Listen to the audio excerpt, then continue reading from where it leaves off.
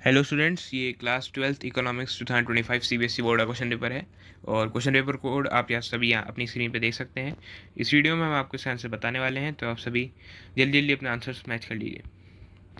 Section A देखिए, पहला सवाल, the monetary policies formulated by the dash in the Indian economy. The correct answer option A, central government. Second question, identify which of the following is not to be considered while estimating revenue deficit of a country. So correct answer option D, expenditure occurred on construction of flyover. Third question का correct answer है option C, reference line. Fourth question, assertion reason का question है ये। Assertion कहता है in case of public goods no one can be excluded from enjoying the benefits. Reason, public goods are non-rivalrous and non-excludable in nature. Fourth question का correct answer है option A. Fifth question, value addition is equals to dash minus value of intermediate consumption. तो fifth question का correct answer है option D, third and fourth. Six question, suppose for an economy autonomous consumption stands as 100 crore rupees and total consumption is rupees 130 crore rupees, the value of induced consumption would be. तो question number 6 का correct answer हो जाएगा option A, 30 crore rupees.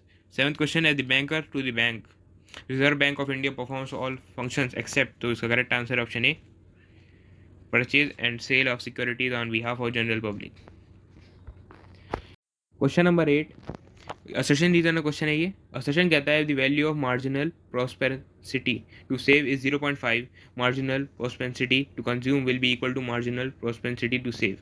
Reason कहता है sum of marginal prosperity to consume and marginal prosperity to save always equals to unity. तो 8th question का correct answer है option A, both assertion and reason are true, and reason is the correct explanation of assertion. Ninth question, the budget under which the government may spend an amount equal to the revenue it collects is referred as। तो इसका correct answer है option C, balance budget. 10th question, to arrive at the value of equilibrium level of income there must exist an equality between ex ante and ex ante। तो question number 10 का correct answer option B. तो इस video में हम आपको सारे MCQ questions के answer बताने वाले हैं। पूरे डिटेल्ड आंसर की के लिए आपको थोड़ा वेट करना होगा। तो शुरू करते हैं क्वेश्चन नंबर 18 से।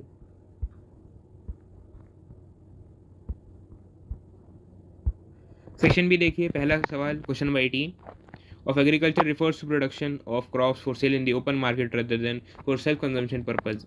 तो इसका करेक्ट आंसर है option A, commercialisation. Question number 19, read the following statements.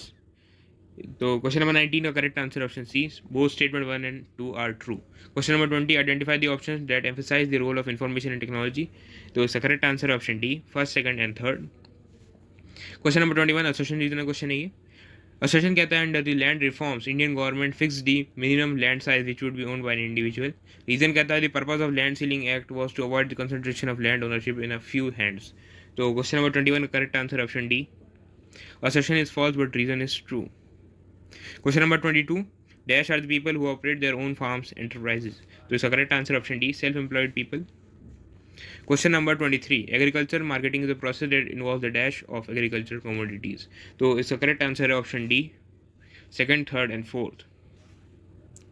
Question number 24, dash is based on the idea that education and health are integral to human wellbeing. तो ये है ह्यूमन डेवलपमेंट। ऑप्शन बी आपका सही हो जाएगा। Question number 25, in recent years all the adults are encouraged to open bank account as a part of a scheme known as। तो इसका correct answer है ऑप्शन ए, जन धन योजना। Question number 26, the given chart indicates the problem of dash in the Indian economy. तो इसका correct answer है option C, jobless growth. ये question भी आप देख लीजिए, विजुअली इंपेयर्ड कैंडिडेट्स के लिए है सिर्फ। तो इसका करेक्ट आंसर है option C, jobless growth. Question number 21, statement 1 कहता है environmental concerns of waste generation and pollution have become critical due to reversal of demand and supply relationship. Statement 2 कहता है environmental crisis happens when the rate of resource extraction is less than that of regeneration of resource. तो question number 27 का correct answer option D, both statement 1 and 2 are false. आप सभी एक बार पूरा question paper देख लीजिए और अपना स्कोर हमें कमेंट करके जरूर बताइएगा।